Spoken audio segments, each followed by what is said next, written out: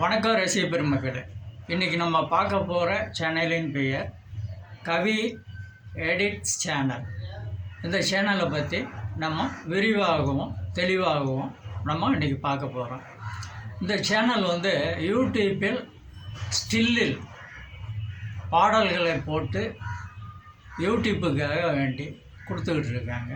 அந்த சேனலை பற்றி தான் நம்ம இன்றைக்கி விரிவாக பார்க்க போகிறோம். என்ன அப்படிங்கிறது, கொலுசுதான் மௌனம் ஆகுமோ, கொலுசுதான் மௌனம் ஆகுமோ அப்படிங்கிறத ஒரு ஸ்டில்லில் ஒரு பெண்ணினுடைய பாதத்தை ஒரு கை தாங்கி பிடிச்சி ஒரு ஸ்டில் போட்டு இந்த சாங்கை போட்டிருக்காங்க. இது நல்லா இருக்குது, பார்க்கறதுக்கு அழகாக இருக்குது. அப்படியே பார்க்க போனால் பாட்டாலே புள்ளி வச்சேன் அப்படிங்கிற ஒரு பாடல், ஒரு ஆணும் ஒரு பெண்ணும் கட்டிப்பிடிச்சு அந்த காதலை வெளிப்படுத்துகிற மாதிரி ஒரு ஸ்டில் போட்டிருக்காங்க பாட்டில். அதுவும் நல்லா தான் இருக்குது. அப்படியே பார்த்தோம்னா, பறந்து செல்ல வழி இல்லையோ பருவ குயில் தவிக்கின்றது அப்படிங்கிறது ஒரு சாங் போட்டிருக்காங்க. அந்த சாங்கில் ஸ்டில் போட்டு அதில் ஒரு ஆணும் ஒரு பெண்ணும் ஒரு காலை அவங்க வலதுகளை தூக்குற மாதிரி ஒரு ஸ்டில் போட்டு அதை ரெண்டு பேரும் பார்க்குற மாதிரி ஒரு காதல் ஃபீல் வரணும் அப்படிங்கிறதுக்காக வேண்டி ஒரு ஸ்டில் போட்டு அந்த சாங்கு போட்டிருக்காங்க. அதுவும் நல்லா தான் இருக்குது. இப்படி தான் சாங்கை இவங்க போட்டிருக்காங்க.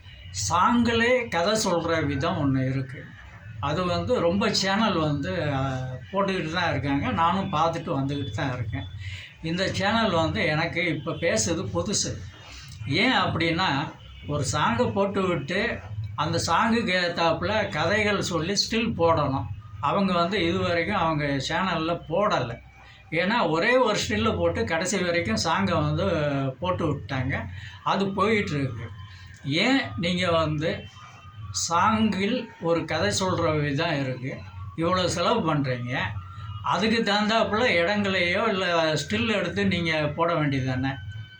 ஸ்டில் எடுங்க, போடுங்க, போட்டு சாங்கில் கதையை சொல்லுங்கள். அது நல்லா இருக்கும். என்னுடைய கருத்து இது. தப்பாக இருந்தால், நான் ஏதாவது தப்பாக சொல்லியிருந்தால் மன்னிச்சுக்கோங்க. இல்லை அப்படின்னா நீங்கள் என்ன பண்ணுறீங்களோ அது மாதிரி பண்ணிக்கோங்க. அது மக்களும் ஏற்றுக்கிட்டு தான் இருக்காங்க. நான் எதுவும் சொல்ல முடியாது. சாங்கில் முதல்ல கதை சொல்கிற ஒரு வழக்கத்தை கொண்டு வாங்க, நல்லாயிருக்கும். நன்றி பிரதர்.